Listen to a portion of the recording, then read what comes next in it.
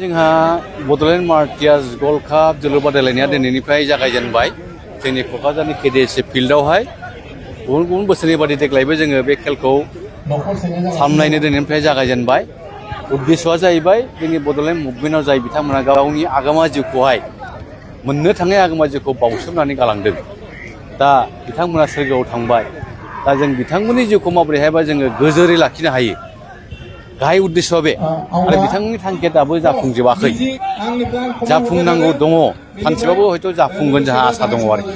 दा बिथांमोननि जे जिउ सोलेर बेखौ जोङो सोरगोआवनो थानानै जों जाहाथे जों थांनानै थानाय जोङो माखासे सुबुंफ्रा जाहाथे जोङो बिथांमोनखौ सनमान होनायजों लोगोसे सनानि हांखोजों जों लिरनानै दोननो हायो।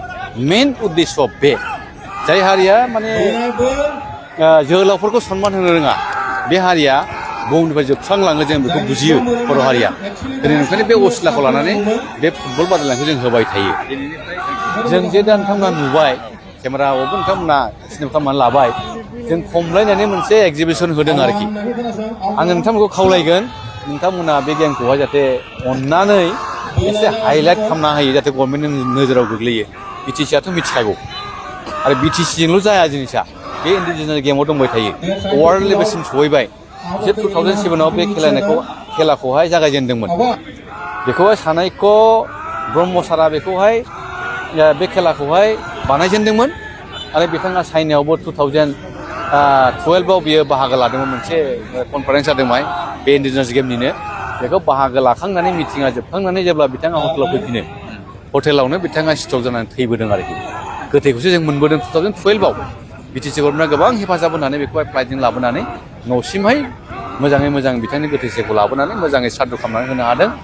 जों आसा खालामो नंखायनो बियो इन्टारनेसनेल लेभेलबो 2007आव इस्टाब्लिश थ', 2009आवनो इन्टारनेसनेल गेम क'क्राझाराव जादों सायाव। बेवहाय 6था फरेन कान्ट्रिया बाहागो लादोंमोन। गिबियावनो अस्ट्रेलिया हादोर, बिनि उनाव south Africa, Bangladesh, Myanmar, Nepal आरो भुटान आरो इन्डिया मोनसे जाबाय 7था। बेवहाय हादोरा हम कान्ट्रि हिसाबै इन्डिया कान्ट्रिया बाव बाहागो लादोंमोन आरोखि। आरो बेवहाय जोंनिफ्राय 3सो प्लेयारा खमलायनायावहाय मेडेल मोननो हादोंमोन आरोखि। आङो नामखौ बुंजाव हानला। सासे ग'ल्ड मोननाया जाहैबाय निगिथा नार्जारियाव दङ। ग'ल्ड मोनदोंमोन निगिथा नार्जारिया हिन्जावसा। गिता बसुमतारिया ब्रन्जनि मेडेल मोनदोंमोन बे गेमावहाय 2009नि इन्टारनेसनेल खमलायनाय बादायलायनायाव। सासेया जाहैबाय दालेमि बसुमतारि, बिथाङाबो ब्रन्ज मोननो हादोंमोन आरोखि। ओंखायनो आं खावलायगोन नोंथांमोनखौहाय, नोंथांमोननि मिडियानि गेजेरजों आं खावलायगोन बिटिसि गभर्नमेन्ट आरो जोंनि आसाम गभर्नमेन्ट आरो भारत गभर्नमेन्टनिसिमबो बे मेसेजआ जाहाथे थाङो। आसा खालामदों बे खमलायनाया मोनसे नेसनेल गेमाव हाबथों आरोखि। इन्डिजिनियास गेम थायालाबानो जाहाथे नेसनेल गेमाव मोनसे खेला गुबै हिसाबै जेरैहाय फुटबल, भलिबल बे रोखोमनि मोनसे खेला हिसाबै बिथांमोना बाहागो लानो हायो।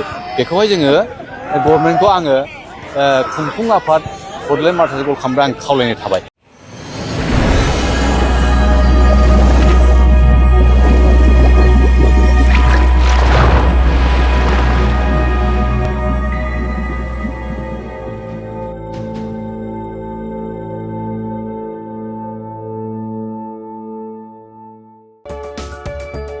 नोंथाङा गोबां रां आरजिनो गोसो जादों नामा?